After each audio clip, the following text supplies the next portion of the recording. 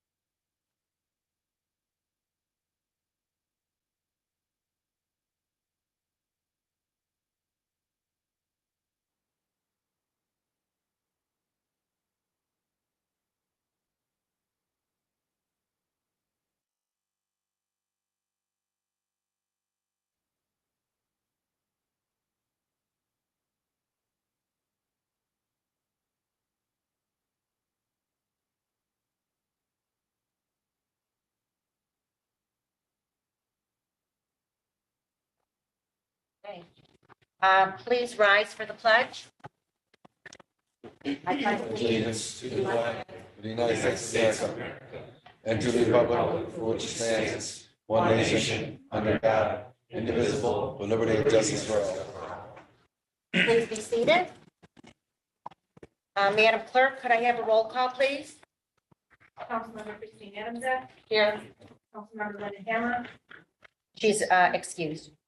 Councilmember Michael Jazinski, Here. Councilmember Gerald Kaminsky, Present. Councilmember Brian Noah, Here. Councilmember Brian Flarsky, Present. Supervisor Diane Menchikowski.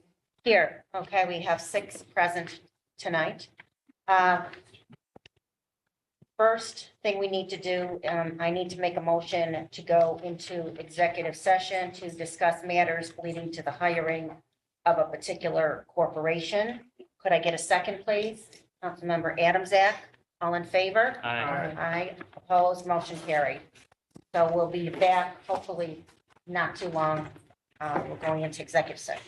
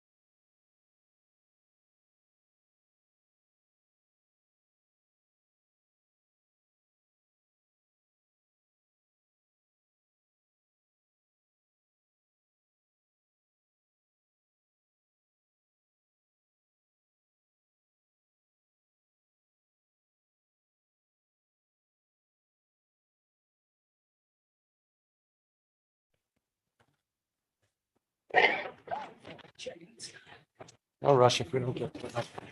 If not. Okay. Are we back? I need a motion to come out of executive session. Councilmember Kaminsky, seconded by Councilmember Pilarski. All in favor? Opposed, motion carried. Okay, so we're gonna eliminate item 1 tonight from the discussion items version and go on to the homestead tax that Councilmember Noah had asked to discuss tonight. All right, thank you. I want to just take 5 or 10 minutes to introduce this topic to the board members tonight. Everybody should have a printout in front of them. It's got a few things in there. You're going to see on the first page is something from New York State Office of Real Property Taxes. And behind that, you should have 2 pages of tax bills from another municipality. And then there should be 2 pages behind that that have tax bills from our town. So I just want to make sure everybody's got everything first off. So that way, in the course of this, we don't have anybody saying, hey, I'm missing something. So. All right. So I'm just going to start off on the first page and talk a little bit about what Office of Real Property describes homestead tax option is, just literally reading from their document. So it says in a number of places in New York State, assessments of residential property frequently have been at a lower percentage of full market value than other types of property, such as commercial and industrial property.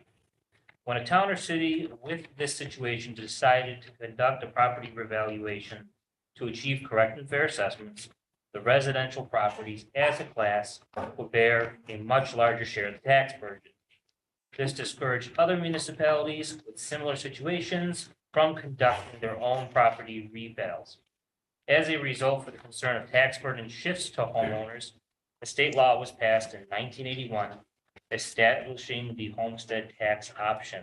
And then the second paragraph gets into a little bit more than that. There's one sentence in particular I wanted to read from that. It says, in a revaluation, changes are made to individual property assessments so they are correct and uniform as the law requires. These changes result in increases to some individual residential property owners whose properties are underclassed before the reval. And it finishes off. However, the homestead tax option prevents any large shift to the residential class of properties. What we saw happen this year with our particular round of reassessments was the largest growth in residential property values in probably 40 years. And because of COVID and how commercial properties are devised, those values went up much less. So there was a shift in the tax burden that we experienced. This homestead tax option would help kind of balance out that situation. So there's a number of questions and answers that this 2-pager goes through on that.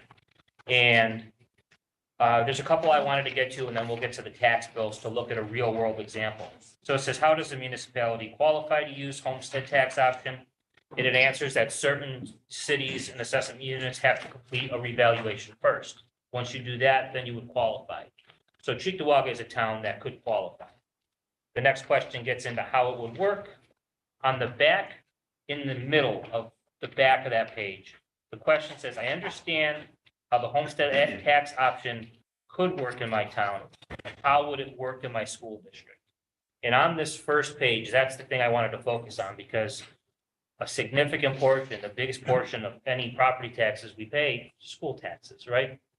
So the way I understand it and the way it's explained is that if a school district is entirely in the borders of the municipality, they would be opted in along with the town. If they're sharing, or if they're partially in a municipality, let's or mostly in our town and partially in another, and that happens in our case and all over the place, they would have the opportunity to opt in. So let me say that again, just so I'm clear. A school district, for example, like Cheektowaga Central, would have to opt out. A school district like Lancaster may have the opportunity to opt in. And there's a difference. The central district would have to take action if they didn't want this. And Lancaster would have to take action if they wanted this. So, as I said before, the last 2 pages were Cheektowaga tax bill. Let's take a look at these, the 2 directly behind the introduction page. And you're going to see the town of Tonawanda, because the town of Tonawanda employs homestead tax right now. And I blacked out property owner, the address, the SBL, that whole deal, because I just want us to look at tax rates. Now, if you look at a town of Cheektowaga tax bill, you have the same tax rate on large commercial properties as you would residential properties.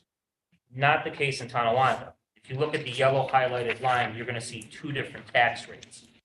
And that's because years and years ago, the town of Tonawanda opted in to the homestead tax option on the general town tax line. And that's another piece of this puzzle we need to understand. It's not going to impact 100% of a town and county tax bill. If you look at Tonawanda's example, it only impacts certain lines.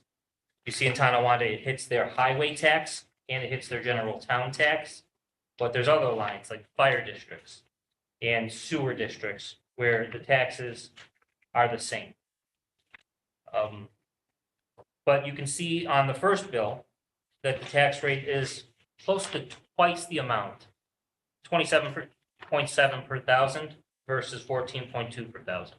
So higher tax rate over the same value property, we know that that essentially means they're paying a larger bill. But I just wanted to give you these examples of bills from a town that is actually doing this and showing you how it's actually working. And if you flip over on the back of these pages, so take those two tax bills and flip them over, because those are the school tax bills for the same properties. So on the front was the county, on the back is the school. And you'll see on the back that the school tax rate is the same. So this particular school district did not get included in homestead, non-homestead. If we move forward with such a plan or using this section of real property law, one of the first things we'd have to do is clarify who would talk to the school districts and make sure that they understand what the implications would be for them regarding this. The other two pages are just the town tax bills, the school tax bills for Cheektowaga. We don't have to get in that today. I just want you to have apples to apples comparisons in real world example to look at to get started. That's basically all I wanted to cover for now, because this, once we get into the nuts and bolts and the nitty gritty of all this stuff, there are a lot of questions we have to answer, and sharing this with the public to get their feedback and to see what everybody else thinks about doing something like this. It's not something we can or should rush into. We need to do public outreach. We need to have opportunities for folks to come to the board meetings to hear from us. And we need to understand what the consequences of this would be. So that's basically the introduction I had. I know I've talked with a few board members about this, including Councilmember Hammer, who's not here tonight. So with that, if there's any questions, comments on where we're at so far and what other board members understand, I'll open up to the rest of you. I think that you should talk to Joe Eminger Mhm. in Tonawanda, because I had a brief conversation, because they do it Right. since 1986, I think he said. Mhm.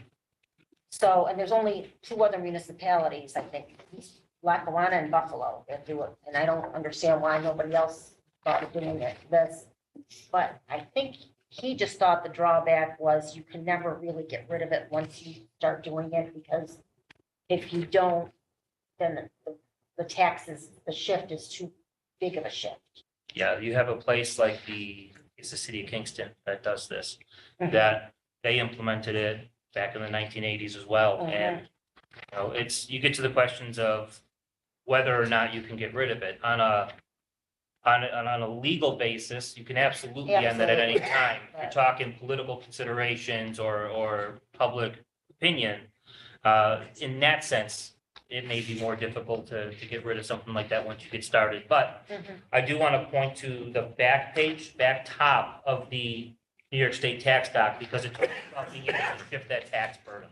Mhm. And it's not like we have to leave the percentages between commercial and residential static each year. If we wanted to change, if we wanted to change what percentage each share of the pie paid, we can make those adjustments on an annual basis. And real property law would allow us to Well, that's good. take care of that as as Supervisor Eminger, Mhm. talked about.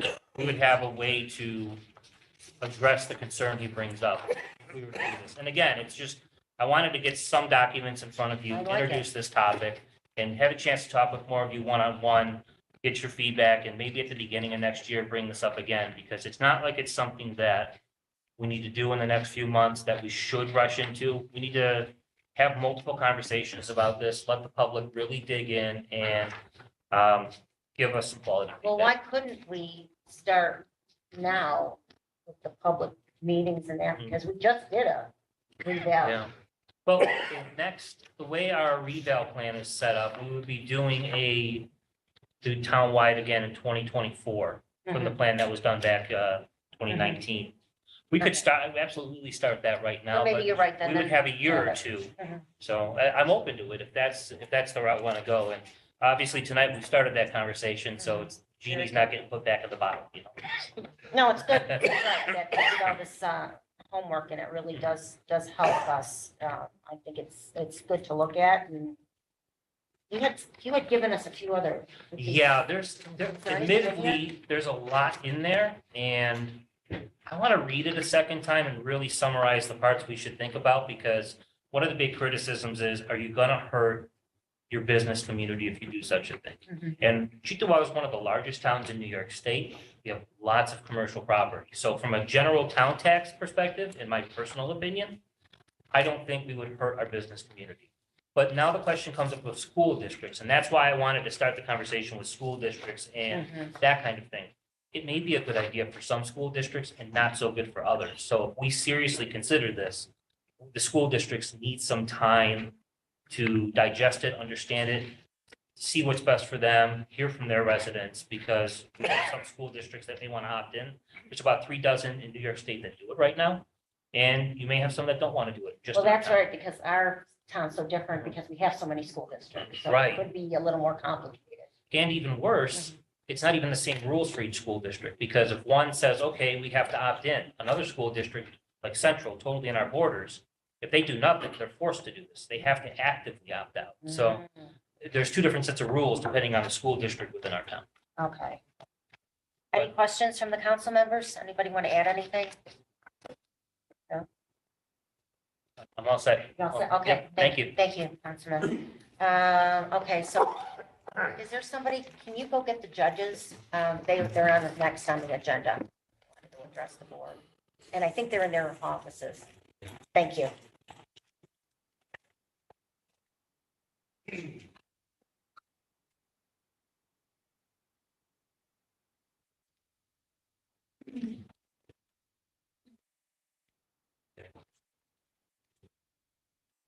So the judges wanted to talk about the 2023 budget. If any other department heads want to approach the board about their budget, let me know. We'll get you on the agenda. Or any council members want to talk about the budget.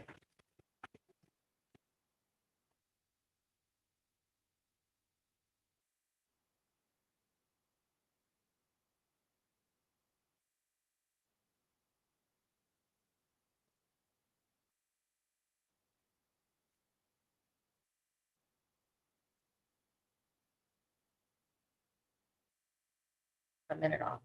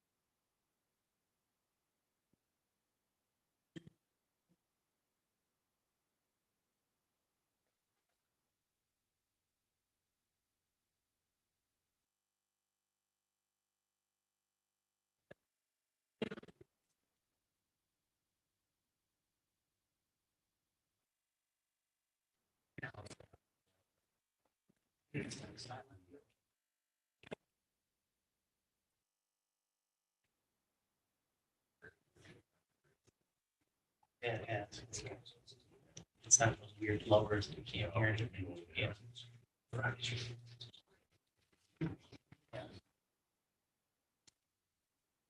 That other one's like either getting carried on.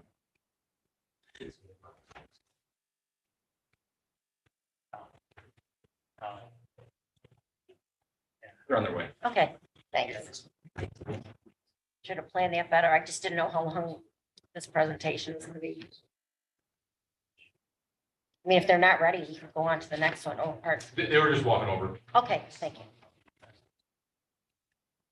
Between this and yours, the design's pretty good.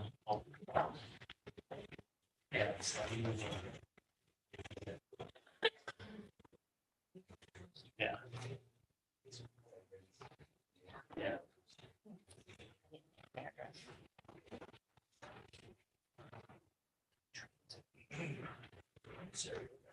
Yeah. That's why I like this one. Yeah, it's very open part. The other parts like they push it right in. Yeah. It's like the old court of here, you know, that was a little hallway. Yeah, the traffic one was like in the basement. Yeah. Oh, Lancaster got, theirs is pretty. Yeah, that one's actually pretty nice. They used to have like a, yeah. They used to have like a cafeteria, and now it's the village stuff. Cafeteria.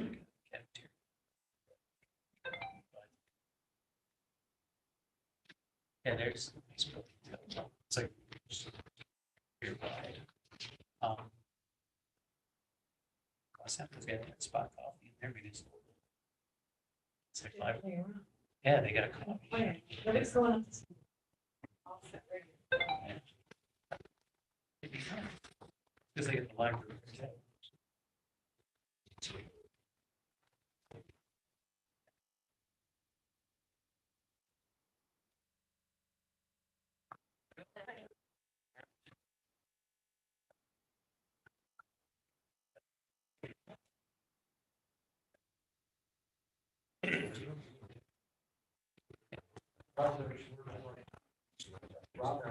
Yes, at the podium, there's room for you there. Okay. Yes, Over there. yes. We got it all set up. Good evening, everyone. Hello there. Hi. All right, for being tardy. No, we weren't sure of the timing, so, We are working in the next courtroom over. okay, all right. All right, first off, yeah, thanks. Those that don't know, I'm Judge Dave Stevens, and that's Judge Jim Spire. Town Justices for the Equal Law Court.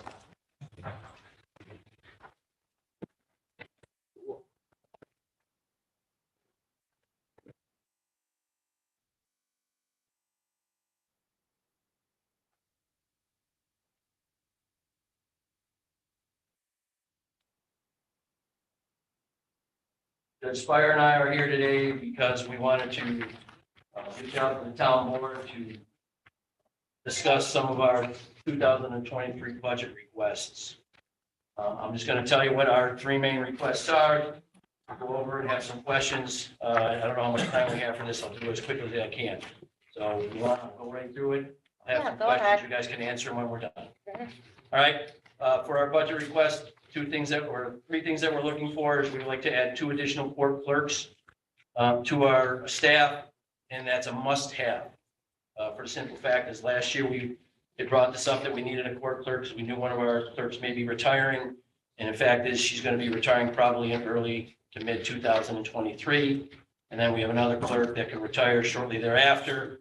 And we're looking at 40 to 50 years of experience that'll be walking out the door. And to have a court clerk to do what we do, you can't just step into the job. You have to learn it. And it takes a long process to do so. We are also looking to obtain a full-time drug court coordinator. You guys were gracious enough last year to provide us the opportunity for a part-time drug court coordinator. And the last thing we're looking forward to is increase the salaries for the town justices. Reasons why: we are the busiest court in Erie County, and if not the busiest, one of the busiest courts in the whole 8th Judicial District. We are busier than all town and village courts in Erie County. On a comparable day, we are comparable to the city of Buffalo City Court, and they run with 12 DAs, 4 supervisors, and 10 judges. We work with 1 judge, 2 court clerks, and 2 DAs. Do the same amount of work. On a monthly average, we average over 4,000 people that walk through our door. On a daily average, we just average over 190 people per day in our court. Every day. Every day. With regards to court revenue, through September of this year, we've generated over $925,000. In 2021, our revenue for the court was $1.28 million. And from 2010 to 2020, for the New York State Controller figures, which is the last sheet on your page, we average $1.88 million per year. That's what the court revenue brings into the town. Well, I shouldn't say to the town. We bring in, some goes to the town, some goes to the county, and some goes to the state. That's what the revenue that we bring in. Question I have is, what other departments in the town generate a revenue exceeding $1 million annually? Where does the money that we generate by the court, where does it go to? What is it used for? And if possible, can some of them funds used to offset some of the costs that our court needs? Well, those are the questions. As I said, the must-have are 2 court clerks. Like I said, informed you guys last year that we needed those, and it fell on deaf ears, or for whatever reason never handled. There are strict requirements that needed to be known and have by these individuals. As I said, we're losing valuable experience that are going to walk out the door in the next year or so. It takes months to learn just the basics of the position. One of the objects of getting at least 4 court clerks is to run 2 courtrooms simultaneously. If you have more court clerks, it's going to decrease the overtime. Because we average, I've been getting out of court like at 2:30 every day. Then they have to somehow take their lunch and then make sure all the stuff that's necessary gets done by the end of business today. For example, we can't leave without orders of protections being put into the computer, because God forbid something happens if that order of protection's not in. With regards to the full-time drug court coordinator, obviously, since Judge Spire and I have taken over, the drug court program has gone leaps and bounds. We now have a DWI court that's with it. Hiring a part-time position has been extremely difficult. Obviously, competitive wages, and obviously with no health insurance, it's difficult finding a part-time coordinator. They have to have special qualifications, and then there's the residency issue. We have some people that were interested, they don't live in town, so they were not eligible. And just to reiterate with that, we can't get anybody part-time. Nobody wants the qualifications that it requires.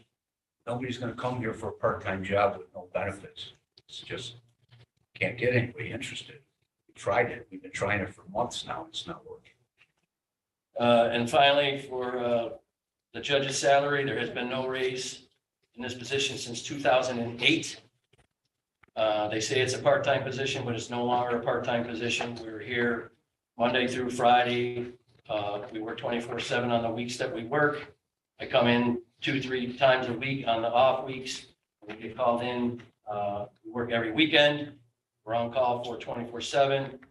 We have more jury trials, which have to be done on your off week, so you can't do that. We also, in addition, have small claims courts, which I'm in the process of doing right now, so that's after hours. Officiating of weddings, adjudicating all traffic offenses. Since COVID, we no longer have the at-night traffic court. We're looking to possibly go back to that at some point. But now all those tickets have to be adjudicated by Judge Spire and myself on our off hours. Again, we're the busiest court in the area. Our courts work, other courts work less than we do. Just comparable, you see what the judge's salary is here in the town of Cheektowaga. The judge in Amherst, who works less than we do, makes over $126,000. That's $51,000 more than what we make. Lackawanna is $108,000. And Tonawanda, who judges work 1 day a week, makes $62,800. Judge Spire and I have also saved the town more than $170,000, as we haven't had to pay health insurance benefits because we retired from the police department. There are already health benefits. If you have someone that was not in the police department, and it's even someone that is, doesn't have a retirement here, you have to pay health insurance. And it's $2,000 a month. So we've saved the town $170,000 for his 4 years, my 3 years. We've also done some research and heard that there's been raises provided to other department heads. Some have received substantial raises up to 15%. And then my other question is how elected officials can make more than their stated salary. We said that no elected official has gotten a raise in a long time, but yet other elected officials are making more than what their stated salary is. Those are some questions we would pose to you guys. Obviously, we know other department heads have got substantial increases over the last couple of years. I'm not going to go over that here, but you know, that's a priority. If we just looking that we bring in a generous revenue, how come some of that money can't be used to offset some of the things that we do? Well, Brian Kraus could probably explain, are you ready to explain that not every department brings in revenue? Correct. So that's why it's just not that department's revenue. It's spread out amongst all the departments. Certain departments bring revenue, Right. but certain ones don't. Correct. So it's not your pot of gold. Oh, It's yeah. to be spread out. We're not saying that it's our pot of gold. We're just looking if some of that money could be used to offset some of the things we're looking for. No, it's there to offset the tax levy, Oh. to tax the residents. That's what it's used for, not just for Well, some of the wants. these other departments, their fees are all set by the town board. Those are all mandatory flat, straight fees. What we do is discretionary. Every decision we make is discretionary. So, you know, we're looking for the two things we absolutely have to have, are 2 additional court clerk, bench clerk positions. We cannot function once the 2 that we have retire, and we need to get them trained. We still have the problem with that position. There's so much work to it. Not a lot of people want it. We've lost 2 people that we trained for almost a year and then just gave it up because they couldn't handle the position. So we need to start working on that. And we've spoken to our representatives on the board in the past, not just this year, not just last year, but in years prior. Councilwoman Hammer, Councilwoman Abjack, Supervisor Benchkowski. I've been letting you know we're going to need this coming up, and here we are. We need it. I just need to emphasize, this is not just a pie in the sky. Hey, you know, it'd be nice to have. It's important. You know, and our thing is, I mean, I think any town official, whether it's someone from any of the unions, departments, or even an elected official, I mean, cost of living is ridiculous. It's gone up tremendous. I mean, a cost of living increase, I think, would be fair to anybody in any department. We haven't had anything since 2008. Judge Stevens, can I ask you, who's the elected official that has gotten a raise? I didn't say they got a raise. I'd rather not do that in public. Okay. I'd rather do that in because I private don't know because of there's, anybody well, you can that go has to, had an increase, an elected official. I've been on the board for 8 years and I've never gotten an increase. And I can't think of anybody, any elected official. all I didn't say in a town. raise. I said their An increase. salary is greater than what the stated salary is in their elected official. You go to see through New York, there are several. In the town of Chickawaga. Correct. Possibly in the form of stipends or some other form. I don't know, but Their salaries are higher than what their listed elected official salary is, yes. we have department heads and the rank and file who get on an average 2% a year. It's ridiculous that elected officials haven't gotten anything since 2008. That's crazy. And that goes for everybody across that board. Yeah. So, good night, Joe. Yes, All right. I'm gonna go through this kind of the way you got your presentation and PowerPoint and all that, and I know I still owe you a meeting. I'm sorry I missed you. That's okay. We're gonna have other issues that are more important. Yeah, thank you. So I'm not disagreeing with 2 additional court clerks if you need them. You know, you have been expressing that for the past couple of years that I've been here, and I get that. full-time drug court coordinator, definitely a need. I'd like to see some data on that though, with the part-time. What were the results of it? How did we benefit? How did the taxpayers benefit, the recipients from it? We don't have a part-time, nobody wants to take it. It's been vacant the whole time. Yes, Okay. we've had Well, let me interviews. just add though why you added another qualification onto your court clerk that you wanted, and it's not really on the actual job description. Yes, the court or the drug court Drug, coordinator. You wanted somebody that had the And- certification to do counseling too. Whereas technically, the job description is just to be a drug court coordinator, making the appointments and whatever, but they shouldn't really be doing the counseling. well, it's all part of it. They do that. They're incorporated. And as we stated when we met with you, we went off the model of Amherst, and that's Amherst's model. Right, but there was a special designation Victoria Center. It's a certification that Yes. OASIS certified, Mhm. which is a statewide certification for the treatment of drug addiction or any substance addiction period. But if you But want a that's always drug been court part of what we- coordinator, they shouldn't be doing the counseling. Don't they coordinate that the person would go here for counseling here? Correct. You're putting the Yes. liability Navigate on the the system. board and the town that if we're doing the counseling. So you don't want a drug court counselor, you want a coordinator. But to back it up though, Wow. am I wrong? Did we approve the last budget to make it a full-time position? Didn't we amend? No, we just added the part-time. We added just the part-time Yes. piece that wasn't there. Okay. Yes. And it's it was the same qualifications, I think, for the part-time, it was just part-time.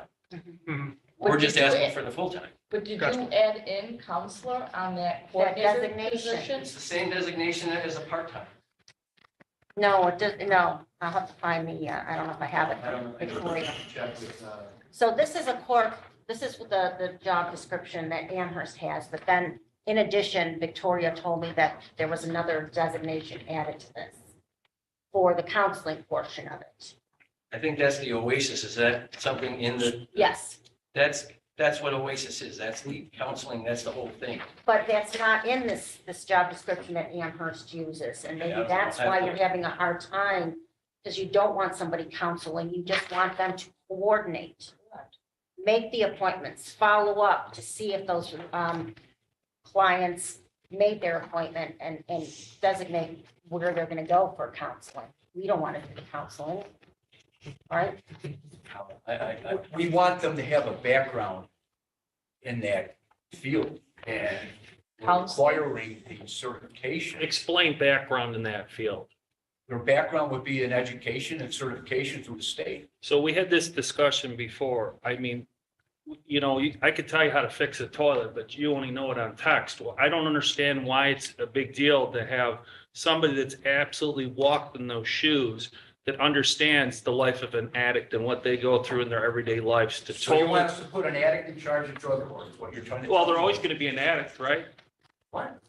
I mean, you're always going to be addicted to drugs, no matter what. You don't just one day say, wake up, and even though you can be clean, you don't wake up one day and say, hey, I'm not an addict. You're always going to be an addict. But I think, That's not the point we're trying. I to just make. don't understand how we're going to appoint somebody for that position that doesn't have any tangible skills other than maybe $100,000 in student loan debt. That's why we're never going to get anybody to want that job. I We've had believe people that it are interested in requires, this. doesn't it requires a background and employment,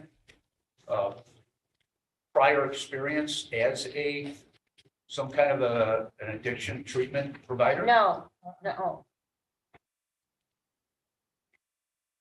Chris, do you want to read that minimum? Oh, I I have my can't. glasses on. That's what I was looking for. First, let me just read.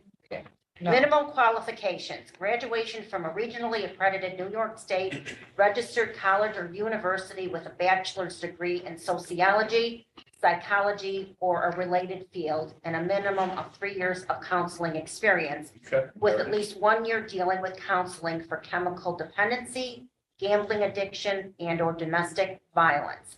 So why do you need the extra, are we calling it Oasis? Yeah, Certification. but why are you going that extra mile, I guess? If you're looking, for me, when you say drug court coordinator, I'm looking for someone who's making sure that the person coming in to court for drug court is scheduled You're calling these people, you're verifying that they know they have an appointment to come in. You are doing their urine test to see if they had done drugs during the week. You are making sure that they are doing their outside counseling and that they are doing their outside rehab. That's what I think of a drug court coordinator. And they're also making sure that they have insurance. That's what I think of a drug court coordinator. Well, that's not what we, But that's what the coordinator should be doing. that's true, but somebody who is in charge of other people who are doing the counseling, that's what we're looking for. Then they should be, I mean, that's what Horizon is for. We have Horizons, we have those people here They're all represented. represented here. Exactly. So On the why do team. you need, okay, so then why are you adding this extra Oasis, for your drug court coordinator? The drug court coordinator should have nothing to do with the Oasis piece. So why are you adding that on there? Because they have the background and they have the experience and they have the knowledge of that industry, of that. I beg to differ because they're failing at addressing this addiction problem we have in this country. I beg to differ. I think our experiment with this whole thing has failed as a whole. And these people go to school to get a bachelor degree. How much is a bachelor degree? How many years are you going to be in debt with that bachelor degree? Well, I tell you what. You're our representative on the board, correct? Correct. If you're so concerned, why did you come to some of our drug court sessions? You never invited me. In fact, you know what's really You know sad what? too? I didn't even know. You should have been here. wait. We're not taking any shots at anybody here. Right. All elected You're officials. criticizing- Hey, we don't want to take shots. That's right. I'm not taking shots criticizing at you. what we've done so far, and we've not graduated so many criticizing you. more people from I'm this holding drug you court. accountable is what I'm All doing. right. Jim, I got a question for you. Yeah. Just reading this under typical work activities. Everything from evaluating participants and making treatment and counseling recommendations to judges and court personnel. So in that case, if they had to be a counselor too, would they be recommending themselves to their job? I don't know if we're splitting hairs on the term counselor. We wanted somebody who had education in the field with some kind of experience. Now, we can modify that, we can work with that, but we just want somebody who knows their field. We're judges, we're former cops. We don't know the background and the required education to know about addiction and what's available out there for them. Would it So be, we're just looking for the best qualified person to run our drug court. That's what We can tweak the recommendations or whatever needs to be on the thing. We based our analogy off of what Amherst has been doing. That's what we did. so would it It be needs to fair, be tweaked for our department. That's easy enough to do. would it be fair to say you're looking for a drug court case manager? Somebody to help clients navigate the system, get linked up with the resources, get on the right path, all that. Whatever you want to call it. So, yeah, I mean, we're splitting hairs on the coordinator, counselor, case manager, all that. Ultimately, we want to help the clients, the residents navigate the tough system right now to beat addiction. Moving forward with other stuff too, though, you referenced we're the busiest and out of all the towns and everything. Can you help me understand the court? So do we go bi-weekly? Do we go weekly? Because I mean, I hear that, hey, courts are every other week and whatnot. How is that? we traditionally, No, go ahead. traditionally, the judges have tried to work 1 week of the next. The week that you're on, you're actually physically on the bench the entire day. Come in, you take, was traffic court, now we have traffic through the mail, so we have to we have to address every traffic summons, set a fine, mail it out. During that week, that's Monday through Friday, every day. On Saturday and Sunday mornings, we come in to do arraignments for those that are arrested overnight. We also have small claims court. Judge stays in the middle. He just took a recess. But we try to do that on the week that we're scheduled. Over the years, it's just gotten so busy. We're coming in on that off week as well to do small claims, to do trials. A lot of attorneys now are requesting jury trials. We're doing more jury trials than we've ever. In fact, since this new courtroom has been here, there's never been a jury trial till just last year. So, we have jury trials. We also come in at 3 o'clock in the morning when they have an adolescent offender who is someone 17 or less who gets arrested for felonies. They have to be arraigned immediately and then have to return to family court. Those cannot sit. There's no lockup here for those.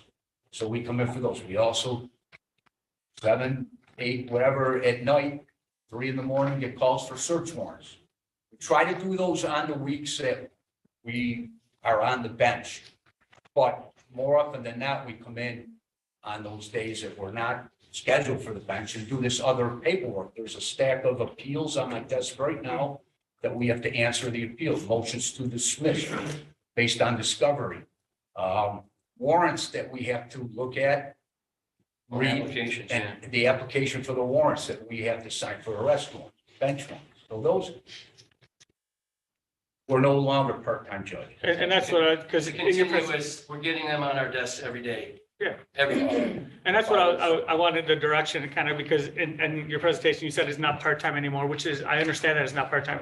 But from the outside looking in, somebody looks at, here's, oh, it's a part-time gig, or they're on the bench, every other week, and they're thinking the off weeks, you're out golfing or something, which isn't the case, it sounds. Here's the thing. Basically, on the bench is what we're. Correct, yeah. But we have stacks of paperwork after. And I think letting the public know that, and even us know that, Right, it because was- when you look at $75,000 a year for a part-time, my head explodes, I'm like, holy goodness, I know people working full-time does not make sense. Correct. And But that makes again, I sense the way you understand. explain it, and I appreciate As it. it was explained to us, is we were able to set our schedules. We can set it where we did 2 or 3 days a week, each week. We don't have the court personnel to do that. If we had the court personnel, we'd be able to do that, would lighten the load. I'd love to get off the bed before 2:30 every day. Don't make no mistake. We are the only court that runs criminal court 5 days a week, all day. Mhm. We don't take a break. We run through lunch hour. We take, if we can, if we have enough time, we'll take it at the end after we're off the bench. We don't have everybody sit here while we take a lunch like they do in the city or on the courts around here. They Also- take their breaks. You have in here the potential to run 2 courtrooms, which I would love that. I think that would be great to use this one also and get them both going. How does that affect other departments, like our attorneys and on all that? Would they need extra support and all that? Because it's going to have a domino effect if we're running 2 and then we need twice the time. I don't know if it would affect our attorneys, and then you'd have to ask them directly. Obviously, with us, we'd have to get another attorney today. We'd have to get a couple of other, at least, prosecutor attorneys to come in. I mean, right now, we're trying to get a third one from downtown, because they know we're the busiest court. And it's just, they don't have the personnel either. But we've, Judge Spire and I, myself, since day one that I got on, we're attempting to try and run 2 courtrooms, because you have this courtroom, use it. It's just we don't have the personnel. Gotcha. And if we had the personnel, we'd be able to do that. We'd be able to break up our schedule. So So we're the not. additional clerks would help that, right? Pardon? The additional 2 clerks would help that to absolutely. get a second one going. Correct. Perfect. No. Yes. No. No, these Just two to get clerks, trained. correct me if I'm wrong, are to replace the people that are gonna retire. Well, we would like 4, We'd like so to we'd keep have them. 2 and That's 2. what I was But just we gonna need, ask. Right. Sue is leaving probably early of 2023. Right. Roger So can we go we shortly would need thereafter. another 2 for this courtroom. Right, we have 3. 2 are on every day. The third person is taking care of stuff from the week prior, getting stuff ready for the week ahead, and then taking care of a lot of warrants and medical issues and all that stuff that have to be done during the course of the week. If we had 4, well, obviously we need them to get trained now, especially with Sue and Roger. Gonna take The time. experience that they have is unquestionably, once they go, if we don't have people in there, the court will fall flat on its face. All right, I have Councilmember Nowak. Yeah, Town Justice Stevens and I, we had an opportunity to have a good conversation about this yesterday, and I think we found a lot of common ground. We there. did. So I mentioned that because I want to start with a philosophical question, and I don't mean to be facetious when I ask it. It's just to kind of set the tone of where this is going, to make sure we're actually taking care of what we need here and actually solving a problem. So what is the purpose of justice court in the town of Cheektowaga? What's the purpose of your court? Like, why do we hire you guys to do what you do? We adjudicate, we take care of any charge, anybody charged with doesn't, whether it's Criminal, vehicle Criminal. traffic, civil, Civil. small claims, Up until recently, Town- housing, and, town prosecutor. Yeah, and I don't mean to like put you on the stand and like No, that's all right. interrogate, but it's like, because the question comes up for revenue generation. I just want to make sure we're setting the tone here that the purpose of the court isn't just to generate revenue. that's no. You know, Correct. and it's about public safety, it's about regulating and changing undesirable behavior, it's about those kind of things, improving the quality of neighborhoods, all of that. Oh, The absolutely. revenue generation is another piece of that, and you look at the revenue from 2010 to now, there's actually a decline in the revenue. So if we talk about what's being brought in, somebody can twist that the other way, and I don't want them to, because independent of the revenue that's being brought in, we need people that are clerks in the court that are knowledgeable. You have two folks that are gonna be leaving in 23. And when Justice Stevens and I talked, we're talking about knowledge transfer. And that's something that's of a big concern to me, because we've had folks that have left the town and taken decades of knowledge with them, and it's irreplaceable. So at a minimum, I would think we have to put on 2 clerks. If it's possible to do a third, to start getting towards that place where we can have both courts open, I'd like to try to do that. I don't know if we can afford to go the direction of 4. That's my personal opinion. In terms of the drug court, I would like to go full-time with that. I think the clerks are a higher priority. Obviously, my personal preference would be to do both, but, you know, there's other pressing needs that are in the budget, so I don't want to overcommit myself. And I think we're in agreement with that. Yeah. In terms of the elected official salaries, the only thing I'll say to that is, you know, I've looked at the change in the town justice, or what they called in the 80s, justice of the peace, the salaries going back to the end of the Carter administration. And this would be the longest stretch where the salary's been consistent for about 42 years. So I'm just going to leave that there. We've talked about that piece of the discussion, but starting with the clerks, you know, I would say 2, arguably 3. So that way you're imparting the knowledge that these folks that have been here forever have into new folks. And then we can start building up towards possibly getting both courtrooms open. And the last thing I had, Councilman Pilarski started getting to, and some of the other council members have been touching on it a little bit, but can you get, like, you know, we've talked about this court being more a full-time court than a part-time court. And you come in on the weekends and do arraignments. Can you give an idea on the average hours a week that you're working right now? I know some weeks you're probably looking well over 40, and some you may be under. Is it, you're looking more towards 40 hours a week averaging out? Is it 30? Is it, I don't want to insult you by saying it could be as low as 20 on average, you know? I'm over 40 every week that I'm on. I'm in 8 o'clock in the morning to 4:30, you know, on a regular day. I've been here since 8 o'clock this morning. It's now, I still have a small claims court I got to finish. Right. So I'm not done. So my day hasn't, I was home, we got off the bench at 2:45, went home, let my dogs out, came back, got prepared for small claims court, jumped into that, and running them until Judge Spire got me here. So yes, and that's today. I got out at 2:45. That's without 1 jury trial not running, 3 attorneys not showing up for a sentencing, and 15 people that didn't show up for arraignments. Now we have to send out new stuff to all them, and that just, I'm out till February. That's how busy my court is. Our calendars, if you get an adjournment, you're coming in, and mine is January. Oh, that's how far behind. Everyone that gets adjourned is out till February. And one last question, and then I'm all set. If you had 4 clerks, you think you can get that, you're out to February right now. You think you can get closer to current, let's say, well, you're about 4 months out right now? Sure, because we'll be doing it, you know, each week. We'll be on the bench each week. You'll be able to do that. You can. Yeah. You can schedule it so that you have more people coming in. Yeah, absolutely. All right. Thanks. Just to interject, because they're not wrong. I mean, compared to every other court, We, yeah, no, I can't go out of time. we're in a work session. Okay, And, so Councilman anyway, Dog, I appreciate your did you have one more question, conversation. It Councilmember? meant a lot. Hold on, he had one more question. And I appreciate pointing out that you guys have saved the town $168,000 a year on health insurance because you're both retired officers and getting retirement and that, but we're not always going to be in that case either. Lucky, you know, to have that situation. So sometimes we may have to just plan for that piece being in there, and we're fortunate enough that we don't have to pay for that right now.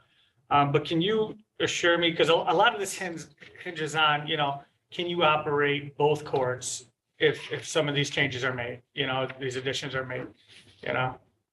That's what it comes down to me. If we add extra clerks and the, the drug court coordinator to be full-time, can both courts be going full-time at the same time? Sure. Okay. Sure. That is the goal. Okay. That is the goal. Absolutely. I mean, Being we have- recorded. Yes, it can happen, definitely. Yes. I mean, obviously, we need the manpower. And it really wouldn't affect any other departments other than, our own workload for our clerks. And like I said, I mean, obviously, right now, the clerks the overtime is every day for them because they're mandated to do stuff. If we have the extra clerks, either the workload can get done sooner, they'll have more time to take care of their business during their normal business hours. Okay, And I got one more question. How many part-timers have we got left in courts? Two. Yeah, we don't have, we're Down to short two. four. That's it? We cut back all our part-timers during the COVID, and we haven't been able to. Can't get them We back. actually are in need of part-timers. Nobody wants the job. Let me ask both you guys a pointed question. What do you think the reason is people are not applying for jobs? Is it possibly the low pay, even for part-timers? Absolutely. Yeah, Yeah, I think that's a number one key.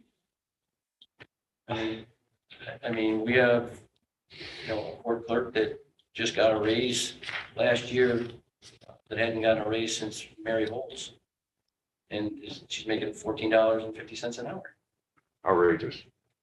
you have actually in the budget 4 clerk. No, I understand that, but I'm just saying, Yeah. she doesn't, I mean, we're there. I'm just saying, the problem is people don't want to come in and they can go to work at McDonald's for $16, $17 an hour. They're not going to come here for. well, the other is the workload. I don't recall ever having somebody transfer from another town department into the court. I don't remember any, not while I was here. It's a lot of work for every person that works in there. That's why Jim and I are thankful for the people that we have. We have a great staff. Everybody gets along. I think the union can attest. I don't think they've had any issues in 3 years. Yeah, we don't get grievances. Can I ask one last question? With this backlog, and some of it has to go back to COVID because courts were closed and all that. Do you think there's ever a possibility to catch up, or we're just always behind and now we're just adding more to the end and it's never going to catch up, and that's why we need the additional? We could definitely catch up if we had enough manpower and could run 2 courts. Definitely catch up. I hate to be a pain, but I've all got right, one That's what we're here for. because I know, over the years, and it's just not recent, how far behind the courts have been. But with all these new rules and everything, how many cases just walk because we can't do it in a timely manner? There are some, however, I wouldn't say a lot. There are some, we're talking about the discovery, and it's called right to speedy trial. There's more emphasis on the district attorney's office as a result of those rule changes than it is with the judges. The court can handle that. Once, it's a technical thing, once the DA declares that they're ready for trial, that's all they have to do. Then their case can wait for months at a time before we bring it back for trial. But they have to declare that they're ready for trial within a certain time frame, depending on whether it's a misdemeanor, felony, or a violation. There are occasions where they are not ready because they couldn't get the discovery material, whether it's evidence, testimony, statements, whether it's body camera. Any type of video, yeah, victim If statements. they couldn't get it to the defense attorney in time, then that defense attorney will make a motion to have it dismissed based on speedy trial. It's called 30-30 time. It's happened, but, there was. I'm just- That's All one right, question. we got, yeah. So we'll you have had made a time. mention that I didn't attend some meetings. I would love you to email me the date and time because I promise you, you'll have my full dedication to it. Not just that. I just met you 2 weeks ago when we called for a meeting in the town supervisor's office. And this court, you could walk into this court every day. The public is here. Like Judge Stevens said, we average 192 people a day come through these doors. And I obviously, appreciate it. I would- being a councilman, if you give me a call, I'll bring you in the back door. You can sit up here with us on the bench. We've had conversations prior to this. Did we not talk on the phone in the past? And you knew what I platformed on was addiction and mental health? Right? We did. And I would welcome that. How am I supposed to know of said meeting if I'm not notified of it? But I told you we have court every single day and we're open every single day. to the Right. public. But my main focus in is mental health and addiction. That's my number one platform is that. Right. And I would love to be able to have some, maybe see how it's handled because, Every Wednesday, we run drug court. so it's Wednesday. What time? And that's when we're done with criminal court. And it's usually at 2:00. 2:00? Okay, I can definitely make that. Okay, we're gonna have to move on. We're running out of time and. We appreciate your time. Thank you very much. Okay, thank you, judges. We still have 2 more presentations. Sean, I'm gonna have to have you read those 2 quickly. We still have to go through resolution items too. Can we go to those quick?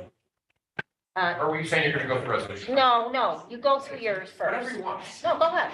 Yeah, because I know you wanted to briefly give us some new projects on the horizon. Kim, do you want to pull up the West Her one first?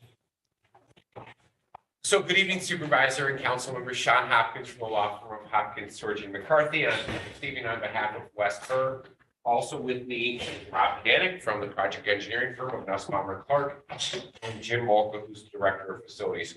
We're going to be very brief because we know 7 o'clock is approaching. These are 2 parcels located at 0 Transit Road, approximately several hundred feet south of Como Park. And what we're asking to do is ask for consideration of rezoning of the site, approximately half of the site, 8.91 acres, to motor services to accommodate a new West Her dealership. It's important to note that at this point in time, we don't know exactly who the dealership will be. We'd like to file a rezoning application, but as always, we want to receive your input before we do so. I do want to note, it's not the screen, I'm not sure. Councilmember Hammer's not here, but the question that she would ask if she was here is there's a history of drainage problems in the back on Croydon Drive. Jim Molka from West Her has actually already had some conversations with adjoining property owners, has cleared up some vegetation, removed some dead trees. Rob and his team at Nussbaumer and Clark will be preparing drainage plans as we always do. So I want to make it clear the one topic that Rick and Dan Young made us aware of right when we met with them is there's some drainage concerns. They're historical. They don't apply to West Her at all. We're going to see if we can make an effort to try to improve that situation. I would also note that this is directly next door to the project at 5050 Transit Road. As you recall, I presented that during the COVID-19 pandemic, and that's a 3-story mixed-use project that's under construction that I believe has been very well received, although it's still proceeding. Obviously, West Her has an excellent dealership, excellent reputation in Western New York. This will be a standalone dealership, meaning we're not proposing for the principal use to be a car wash, a gas station, convenience store, or those other MS uses that you may find objectionable. And as we proceed with the rezoning, we can certainly talk about some proposed zoning conditions. I know in connection with another project from another automotive dealership company, Mr. Nowak took the time to go see their facilities, take a tour, get a feel for their operations. Jim Molka, of course, would welcome that same opportunity here. You'll also find that the reputation is obviously very good. So we want to give a short presentation. This has a long process. We have to go to the planning board. We have to go to the AC, come back in front of you eventually for a public hearing. Before we did that, we just wanted to see if you had any input and make sure we take into consideration any input you have before we proceed. And that's it for that. The only thing I've got is just for the record, what's the current zoning on that? The current zoning of that site is, we have 4.49 acres at zoned residential. Of course, would be the back portion. And then 4.42 acres that we're proposing to rezone is neighborhood service. And I would note, we're showing a large amount of permanent open space. So you can see at the back, that is literally approximately 300 feet of permanent open space. We'd be willing to deed restrict the remainder of the site, 50% of the site, so it would never be developed, which I think is a huge benefit to the adjoining residential neighbors. Anybody else? Okay, and why don't you go on to your next project? Okay, let's start with the next one quickly. Thank you. Good evening once again, Sean Hopkins on behalf of the applicant. Also with me is Anthony Pandolfi from the project engineering firm, Carmina Wood Design. This is a project that's located at 2715 Union Road. I think we all know where Dave's Christmas store is. This is actually a vacant, I think vacant, or a seasonal storage building located at the corner of Transit and Corwin. What we're proposing here is a standalone splash car wash. It's important to note, standalone, not a Delta Sonic, convenience store. And basically, we think we can dramatically improve that site, which is currently underutilized. We are asking the consideration to be given to rezoning this site again, the motor service district. I believe it's currently zoned CM. We're proposing that we'll limit access onto Union and have one curb cut on. Actually, that's not even. That's not the right drawing. It's not the right drawing. I find it all. That was the next page. Like, we're walking now. I think it might have the next page. Wrong meeting. That's a, yeah, Wrong that is. meeting. That was No, gonna be my he said question. transit. He said transit. I don't think That's you why can I put approve paper projects. over. I'm like, this is just- There we go. This is the right site plan. Yes. So this would be Union Road. Yeah. So you don't have anything to put up? Well, we actually have the It's photo. an aerial. Yeah, can you go to the aerial photograph?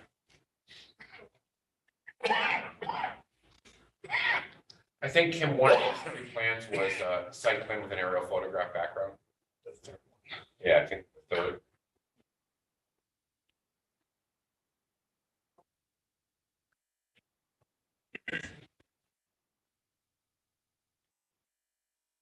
So in terms of the specifics, I'll still continue and we'll show you in a second. The building itself will be approximately 5,600 square feet. Obviously, single story. As you know, these standalone car washes, more and more, they look nice in terms of the architecture. A key issue that always comes up in connection with any star wash or any car wash is providing adequate stacking on site. So we're doing that. There's the photograph of the actual building. Just to acclimate it when I can't get it. Dave's Christmas store, and then you can see, I believe it's vacant, Rick, for the most part, seasonal storage building that I think they probably use during the Christmas season. So that building would be knocked down. Dave's Christmas store. It would be, well, not the actual Liquor Dave's store now. Christmas It's a store. liquor It's a store. liquor store. Okay. Oh, is it a liquor Yeah, store? The yeah. small building next Yeah. door. They Okay. used to be chip, fish and chips. Okay. It was So fish and chips, that's what it was. the audience, please let, So that building which formerly served fish and chips would be replaced with a new standalone car wash. And again, this requires a rezoning, requires a special use permit, requires site plan approval. But before we proceed with that long and arduous path, which will involve numerous opportunities for public comment, we just wanted to seek preliminary review. And again, when we come back in front of you more formally, we'll have color elevations and more detailed information. Hoping that really from the perspective of redevelopment of that site, I think it's actually a pretty good use. Mhm. And then, of course, both of these projects will generate tax revenues, which could assist with many departments' requests. yes, you're absolutely right. On this project, will we be able to do a deed restriction? So it was just a car wash and that in the Yes. future became an auto mechanic shop, Yes. oil lube, car painting, whatever? Yeah, so we would certainly be willing to deem restrict the allowable principal uses to exclude gas station, collision shop, and those other, Something what I like we would did with call, Royal at the time. right, what I would call maybe the more objectionable MS uses. Yeah, probably the best precedent is the Royal Car Wash project on Union Road. I know there was a lot of discussion. We can look back at those zoning conditions, and I'm sure we can agree to something similar. Thank you. Rick, did you have anything to add about that? It's just presented to us recently, so Okay. right now we know that it's got the room and the stacking and everything as far as the preliminary site development. And it is a vacant building that's been really. Yeah. Empty for a while. That was my question. Do you have an estimate or a precise count of car stacking for this? Yeah, the number of stacking spaces, I think we're showing, you remember how many we're showing, Anthony? What we typically find for these standalone car washes, unlike a Delta Sonic, generally speaking, on most days, even 10 to 12 is sufficient. I mean, if you're the 12th car, you're basically saying, I'm only to wait 15 minutes. As you know, they're usually subscription based. What you have to plan for is those 10 to 15 days a year, always on a Saturday, always after there's been bad weather that everyone in Western Europe wants to seem to get their car washed. the exact same day. I asked because that intersection, that area is pretty hectic Yes. traffic wise at the moment. That intersection is very busy. The other cool thing about a car wash is the peak trip generation actually doesn't occur during the peak hour, meaning you're not seeing a lot of people stopping for a car wash generally when they go to work on a weekday, right? And then generally speaking, if it's really busy or if the streets are busy, especially if you're paying a 1 month subscription or a subscription where it goes off because you won't go, typically when you're going home, you typically go off hours, weekends, and if it's inconvenient when you pass by, normally if you have that subscription, you live nearby and you go and it's, more convenient. I know that's what I do. We'll be able to provide around 30 stacking spaces. We have 2 stacking lanes that actually widen into 3. to the base station area, then before it narrows to the single lane into the car wash. Yeah, so we're very comfortable that with 30 stacking spaces, there will be no vehicles backing into the busy roadways in the vicinity. Yes, Was there any studies on how much wastewater that facility will generate? no, but as part of the part one of the environmental assessment form that we'll be submitting as part of the environmental review pursuant to the State Environmental Quality Review Act, that information will be included. I can also add, this company, Give it Anthony Pandolfi with Carmina Wood Design Project Engineer. This company, for pretty much all their projects, utilizes an aquabio reclamation system, meaning the water from that car wash enters that system, gets cleaned and reused. That system reuses about 70% of that water. So that extra 30%, that's the water going to the sewer. So only 30% of what they actually use goes to the sewer. So will you be doing a downstream analysis study? Because of so little that goes to the sewer, I don't think one will be required for this. Yeah, Usually for these projects, they don't, because it's so little that actually goes to the sewer. Yeah, obviously, we're gonna have to work with the engineering department, but in other similar projects, I believe the health department and or the DEC have said we don't need it. Right, so we'll have to, Typically, it's. we'll calculate those numbers, and if we trigger the threshold, of course we will. And I think that's Erie County Sewer District 1 anyway, so they might, I don't know what they. It might be on them to make that call, yeah. Yeah, It might be on them to make that call. And are you gonna use the current building that's there or tear? No, down? that's a tear down. Tear down building. Yeah, I would say nothing in that building's obviously we're saving it, and probably also doesn't comply with code. Gotcha. Thank you. all right, thank you, Sean. Thank you, have a good evening. We have to go through our resolution items yet. The agenda. Madam Clerk, you by any chance have we put the resolutions up? Here. Or the agenda, at least.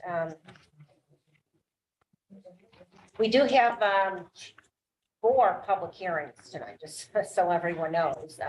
We have our 2023 Annual Community Development Block Grant and Home Program presentation, public hearing. Then we have the rezoning for 6386 Transit Road. It's phase 2, so Sean probably will be back. Then we have our 2023 ad valorem budget and benefit basis budget. So we have 4 public hearings tonight. Then we have resolution 1 is the transfer of funds. Any questions on that? Resolution 2 is the warrant. 3 is the call for public hearing to adopt our procedures governing member and public attendance at our meetings conducted by use of video conferencing. This is the town code that would have to be changed because of the governor's lifting of the COVID, allowing of just zooming in without any rules, whereas this will spell out what the rules are. So we'll be having a public hearing, I believe, next meeting for that. 4 is the notice of hearing for demolition of 23 Tolson. 5 is a notice to bidders for custodial supplies for the years 23, 24, and 25. 6 is the notice to bidders for the modernization of 2 existing elevators located. Can I pause? Yes. Is our next meeting, the public hearing one on the 9th, is it here or at Town Hall? It's here. The resolution says Town Hall. Oh, okay. Thank you for catching that. That's a Wednesday, right? It'll be here.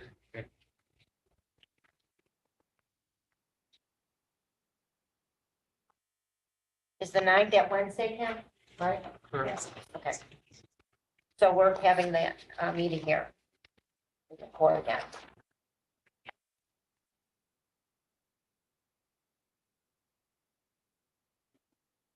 Okay, then we have the notice of hearing for demolition of 23 Tolson. Again, yeah, we have to change all those places. Thank you for catching that.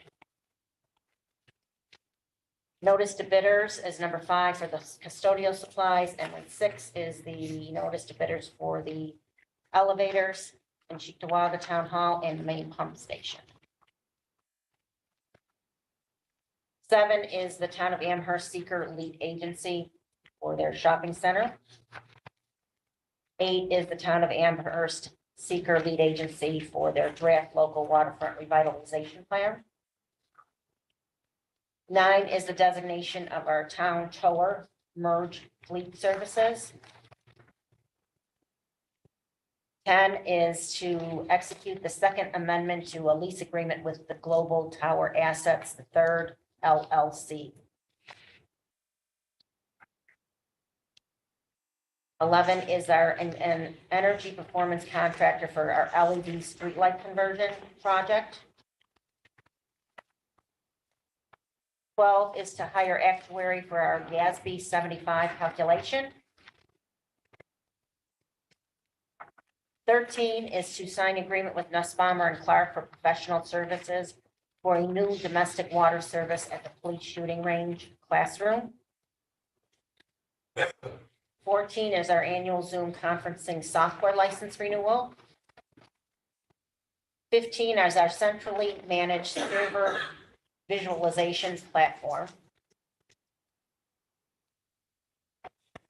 16 is our server and storage visualization software technology in the police department. 17 is our annual desktop management software maintenance renewal. 18 is our annual email protection solution maintenance renewal. 19 is our annual VM backup and recovery solution maintenance. 20 is our annual renewal of Adobe products.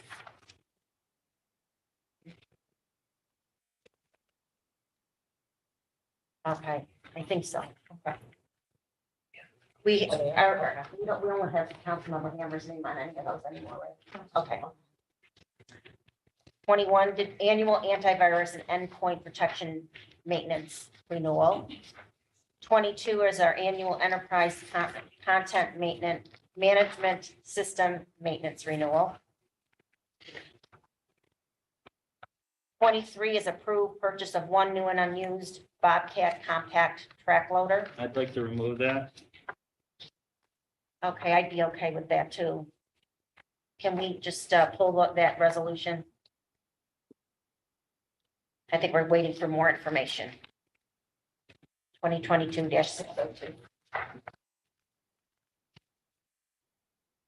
24 is approved purchase of 2 Toro zero-turn lawnmowers for Parks Department. 25 is purchase of a Kawasaki Mule 4010. And 26 is the purchase of a Kawasaki SX with winch kit. 27 is reappoint or an appointment to the Cheektowaga Conservation Advisory Council. 28 is the hiring termination of part-time seasonal employees. 29 is youth and recreation hiring. 30 is transfer of building and zoning clerk to a clerk typist. 31 is appointment of a building and zoning clerk in building and plumbing. 32 is an appointment of a senior court clerk in the justice court. 33 is an appointment of a court clerk in the justice court. 34 is the program appointment of a program leader in the Youth and Recreation Services Department. And so is 35. 36 is the appointment of a laborer in the sewer maintenance department. And 37 is a travel authorization for the police department. And we also have some waiver items. Resolution 1 is the transfer of a court clerk to a clerk typist in the justice courts.